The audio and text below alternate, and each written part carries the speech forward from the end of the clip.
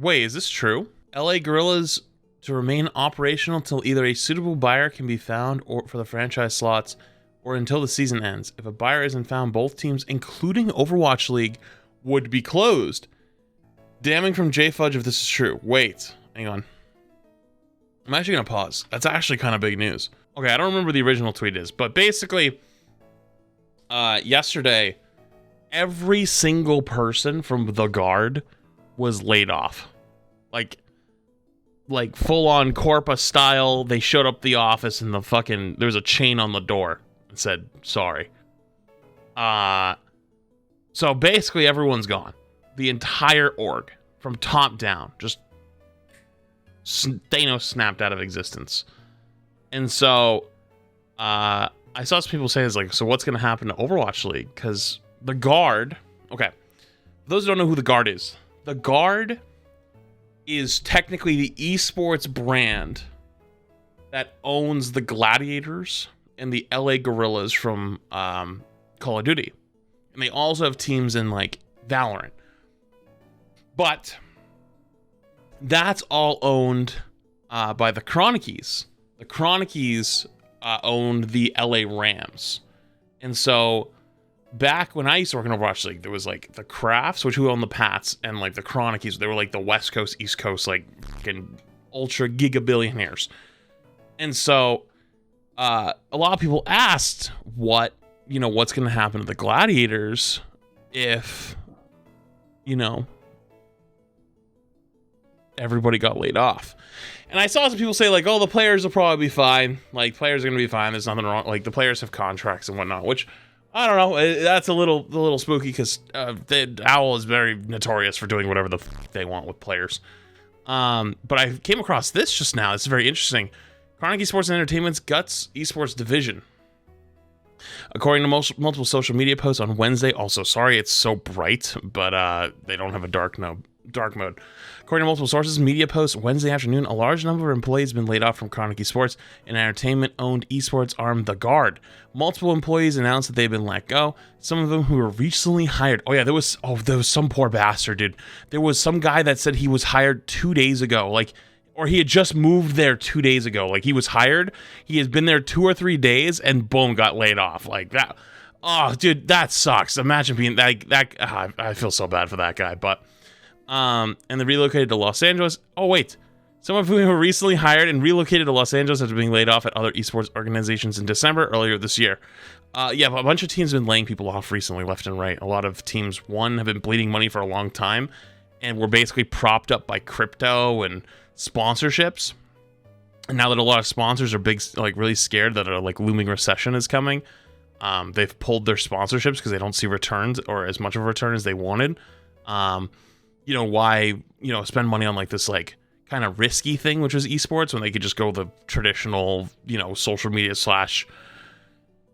traditional TV ads that they obviously still know the returns of after years and years and years of data. But yeah, basically all these esports teams were propped up by it for years. So now that money's dried up, they are in big trouble. Now those people are left struggling to figure out what to do next. In most accounts the Esports Advocate has read, the company has offered little to no assistance, guidance, or support for affected employees. Layoffs appear to be across the board, many executive positions being cut as well. Yeah, this is why you always go to bat for yourself and, make sure you're always paid extra for extra work and all this other shit, because your employer does not give a fuck about you. A source familiar with the situation who asked not to be identified, the Esports Advocate tells the Esports Advocate that a majority of staff has been laid off, with only Overwatch League Team LA Gladiators and Call of Duty Team LA Gorillas to remain operational until either a suitable buyer can be found for the teams or the franchise slots, or until the end of each league's respective season ends. If a buyer isn't found, both teams would be closed.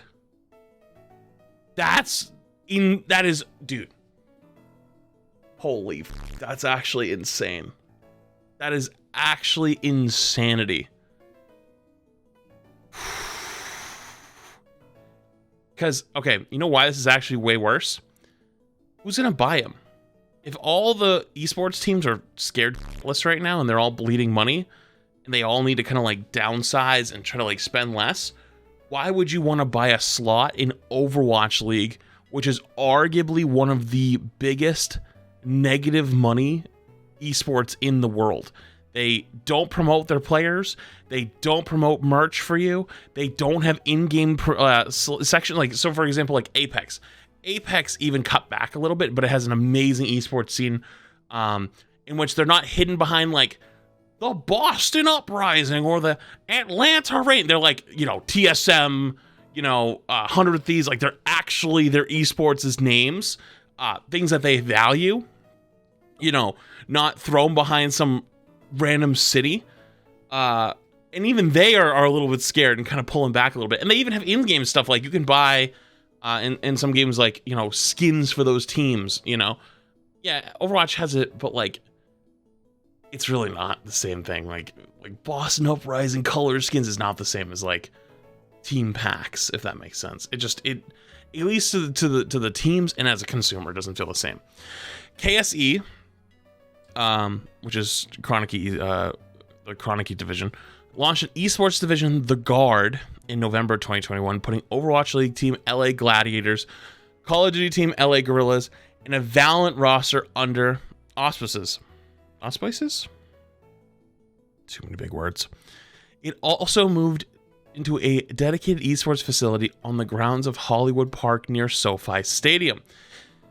KSE is a powerhouse in the world of professional sports. It owns the Los Angeles Rams, Denver Nuggets, Colorado Avalanche, Colorado Rapids, Colorado Mammoths, Arsenal FC, Arsenal WFC, and operates multiple venues including SoFi Stadium, YouTube Theater, Emirates Stadium, Arsenal Training Facility, Highbury Square, Ball Arena, Dick's Sporting Good Park, Paramount Theater, First Bank Center, LRH Gardens Theme Park, and Warner Center Complex.